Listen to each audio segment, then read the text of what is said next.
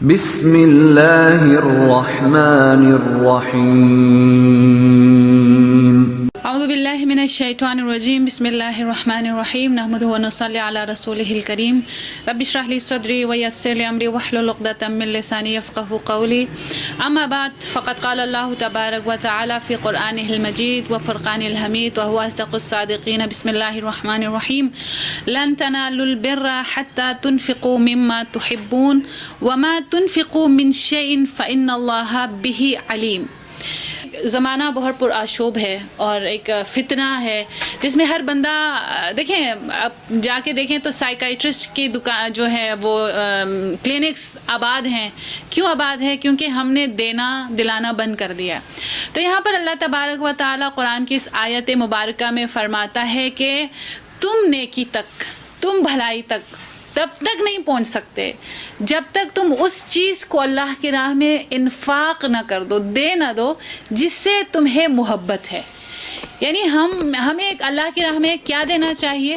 وہ چیز ہمیں دینی چاہیے جس سے ہمیں محبت ہو، یعنی ہر وہ چیز جس سے ہمیں محبت ہو اسے اللہ کی راہ میں دے دینا چاہیے۔ اب اس کا یہ نہیں مطلب ہے کہ جس طرح قرآن نے ہمیں بتا دیا کہ نہ اتنا دینے والے بنو کہ تم خود ہی چوراہے پہ آ جاؤ، نہ اتنے کنجوس بنو کہ لوگ تمہارے اطراف سے پراگندہ ہو جائے، لیکن ایک میانہ روی کے ساتھ دینا ہے۔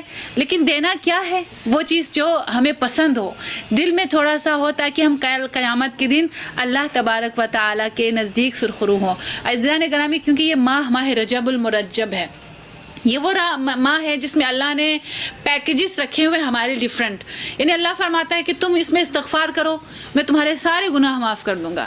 تو اس مہینے کے جو بہترین عمل ہے ان میں سے ایک عمل یہ ہے کہ آپ صدقہ و خیرات کریں، اللہ کی راہ میں انفاق کریں، اپنے دوستوں کو، اپنے رشتہ داروں کو کھلایا کریں۔ لیکن انفاق کے بھی جو ہے وہ سٹیپس ہیں۔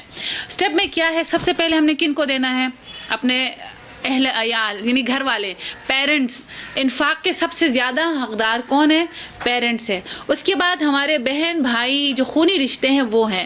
اس کے بعد ہمارے جو ماما چاچا تایا یہ ہیں۔ اس کے بعد ہمارے پڑوس، اور اس کے بعد پھر اطراف والے ہمارے اس میں شامل ہوتے ہیں۔ اور اس کے علاوہ جو ماہ رجب میں ہم لوگ ایک برصغیر میں ایک ایونٹ ہے جسے کونڈوں کا نام دیا جاتا ہے، اس کی شرعی حیثیت میں نہیں پڑتی کہ اس کی اوریجنیشن کب سے ہے، کیا ہے، لیکن بات یہ ہے جو مجھے بہت اچھی لگی، جو ہم سب کو بہت اچھی لگی، وہ یہ ہے کہ ہم اس میں انفاق کرتے ہیں، اس میں اطعام کرتے ہیں، ہم مومنون کو بلاتے ہیں۔ لیکن ہاں، سب سے بڑھ کر اس میں جو چیزیں امپورٹنٹ ہیں، نمبر 1 خلوص نیت، یعنی نیت پہ ڈیپینڈ کرتا ہے کہ نیت میری نمود و نمائش نہ ہو کہ میں دوسروں کو دکھانے کے لیے۔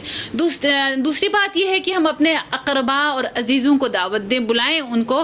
بلانے کے بعد اس کے اوپر ہم ریسٹرکشنز لگاتے ہیں کہ آپ یہ جو گھر سے باہر نہیں لے کے جا سکتے، ایسی کوئی ریسٹرکشن نہ لگائے، کیونکہ ہم یہ اہل بیت علیہم السلام کے نام سے دے رہے ہیں، نام پر دے رہے ہیں، ان کو ہدیہ کر رہے ہیں۔ تو انہوں نے کبھی کسی کو یہ نہیں کہا کہ آپ اس چیز کو گھر سے باہر نہیں لے کے جا سکتے، نہیں عزیزان، ہم ان کے نام پہ دے رہے ہیں۔ تو دیکھیں جناب سیدہ سلام اللہ علیہا نے جب 3 دن فقیر مسکین اور اسیر آتا رہا، ایک سوال تک نہیں پوچھا کہ آپ کون ہو، کہاں سے آئے، انہوں نے کیا کر دیا؟ انہوں نے اپنا کھانا اٹھا کے دے دیا۔ تو باقی سب نے کنیز جو ایک خادمہ ہے جناب فضہ سلام اللہ علیہا ہے، وہ تک اپنا کھانا اٹھا کر دیتی ہیں۔ جناب سیدہ ان کو نہیں روکتی کہ بیٹا میں نے اپنا دے دیا ہے، اپنے بچوں کو نہیں روکتی کہ بیٹا میں نے دیا ہے تو آپ نہ دیں کیونکہ کافی ہو گیا، نہیں۔ ایک کار خیر کو اگر ماں انجام دے رہی ہے تو ماں اس چیز کو اپنے بچوں میں کنورٹ کر رہی ہیں، ان میں یہ عمل ڈال رہی ہیں کہ بیٹا میں اگر ایک کار خیر کر سکتی ہوں تو آپ بھی کر سکتے ہو۔ اس میں بی بی یہ نہیں کہتی کہ بیٹا آپ کا روزہ تھا، آپ نہیں کر سکتے، آپ نہ دیں، نہیں۔ 3 دن یہ لوگ بھوکے پیٹ روزہ رکھتے رہے۔ یہاں پر دیکھیں ماں کا کردار، میرا اور آپ اگر ہم کونڈوں کی نیت سے اگر اہل بیت علیہم السلام کے لیے ہدیہ اور نظر کر رہے ہیں تو عزیزان یہ ریسٹرکشنز کیوں یہ ریسٹرکشنز؟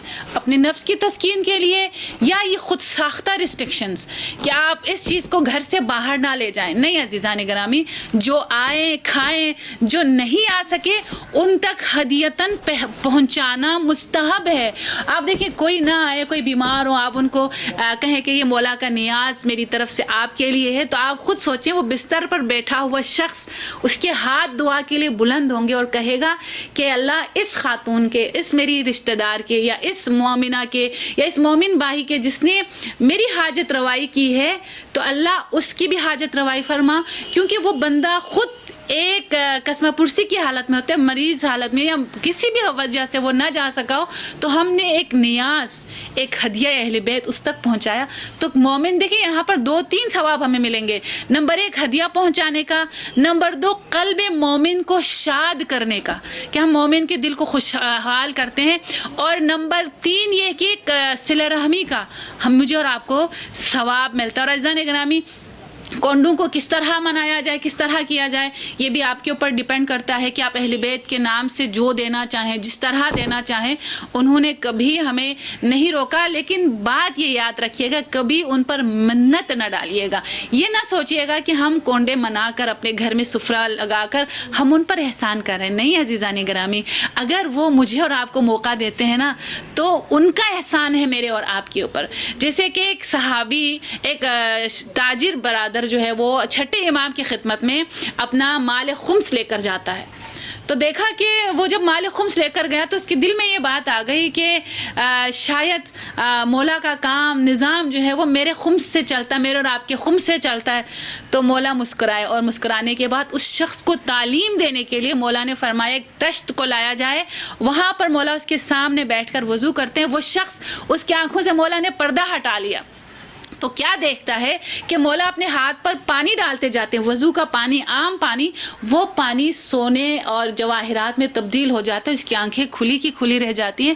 تو مولا نے فرمایا مسکراتے ہوئے، کبھی تم اپنے مال کی منت ہمارے اوپر نہ ڈالنا، بلکہ ہمارا احسان ہے تم لوگوں پر کہ ہم تمہارے مال کو پاک کرنے کے لیے، تمہیں اللہ کے نزدیک کرنے کے لیے، تمہارے تزکیہ انفاس کے لیے ہم تمہارا مال لے لیتے ہیں۔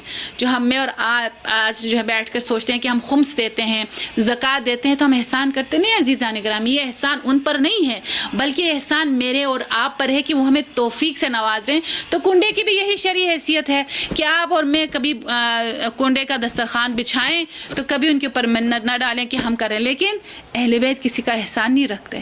یہ بات ذہن میں رکھیے گا، جو کوئی بھی سفرہ اطعام کی نیت سے، غریب کو کھلانے کی نیت سے، رشتہ داروں کو کھلانے کی نیت سے اپنے گھر سفرہ بچھاتے ہیں، تو اللہ تبارک و تعالی اور اہل بیت علیہ السلام 1 سال کے اندر ان کا احسان انہیں پلٹا دیتے ہیں۔ اور ہم دیکھتے ہیں کہ جب بھی جس کے گھر میں سفرہ امام حسن بچتا ہے، جس کے گھر میں سفرہ امام جعفر صادق علیہ السلام بچتا ہے، ان کے نام سے بچتا ہے، تو اگلے سال تک ان کی دل کی مرادیں پوری ہوتی ہیں۔ تو عزیزان گرامی، لن تنالوا البر حتى تنفقوا مما تحبون، اور اس کے بعد اللہ کیا فرماتا ہے؟ فإن اللہ بہ علیم، یعنی اللہ تمہارے دلوں کے راز سے واقف ہے۔ تو آئیے خلوص نیت سے اس سال کے سفروں کو، اس سال کے کنڈوں کو ہم مختص کرتے ہیں ظہور امام زمانہ کے لیے، اور ہم اللہ سے یہ دعا کریں کہ الہی پرآشوب دور، پرفتن دور ہے جس میں ہر شخص مبتلا ہے، تو ہم اس کنڈوں کو اس مہینے میں یا جب بھی ہمارے گھر جو بھی محفل ہو، جشن ہو، مجلس ہو، دسترخوان امام حسن بچھے، کچھ بھی ہو، لیکن ہم یہ نیت کر لیں کہ الہی یہ سفرہ مولا کے ظہور کے لیے، اور وہاں پر ایک پرچی آپ لکھ کے لگا دیں جس پہ لکھیں کہ مولا کے ظہور کے لیے یہ سفرہ بچھایا گیا ہے، جو بھی آئے کھاتا جائے اور مولا کے ظہور کے لیے دعا کرتا جائے۔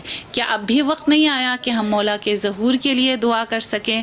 اللہم عجل لولیک الفرج وجعلنا من اعوانہ وانصارہ، وآخر دعوانا الحمد للہ رب العالمین، وصلی اللہ علی سیدنا محمد وآلہ الطیبین الطاہرین۔ اللہم صلی علی محمد وآل محمد وعجل فرج۔